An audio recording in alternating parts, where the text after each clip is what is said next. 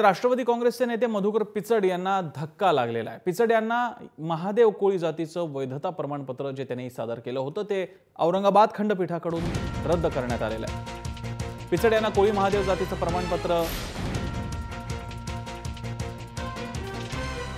त्यांचं वैधता त्याची रद्द झालेली आहे, त्यामुळे या जातीकडून मिळणारे फायदेही काढून घ्यावे लागणार आहेत।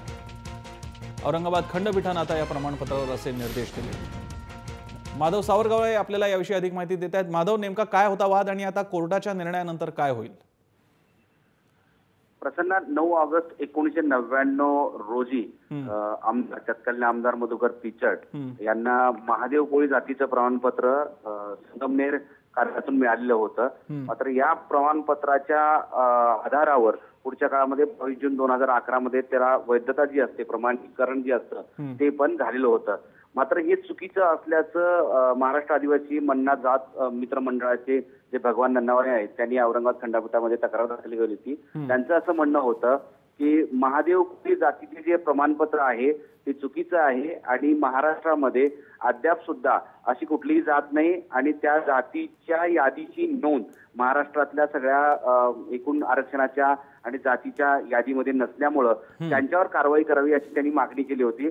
त्यावर आता सुनावणी झाल्यानंतर औरंगाबाद खंडपीठानं जे मधुकर पिचड यांचं महादेव कोळी जातीचं प्रमाणपत्र आहे ते रद्द केलेलं आहे। मात्र रद्द करत असताना आतापर्यंत त्यांनी जे सरकारी फायदे मिळालेले आहेत ते परत घेऊ नये किंवा काढून घेऊ नये असंही सांगितलेलं आहे। मात्र त्याऐवजी आता कोळी महादेव असं त्यांना प्रमाणपत्र द्यावं असं खंडपीठाने सांगितलेलं आहे। त्यामुळे मधुकर पिचड यांना खूप मोठा दिलासा मिळालेला आहे। असं वाटत होतं की मधुकर पिचड यांचं जात वैधता प्रमाणपत्र पूर्णतः रद्द होतं की काय, मात्र आता औरंगाबाद खंडपीठाने असं सांगितलं आहे की यापुढच्या काळामध्ये मधुकर पिचड यांचं जे जातीचं प्रमाणपत्र असेल ते महादेव कोळी नसून ते आता कोळी महादेव असेल। प्रसन्न, धन्यवाद तुम्ही दिलेल्या माहितीबद्दल माधव।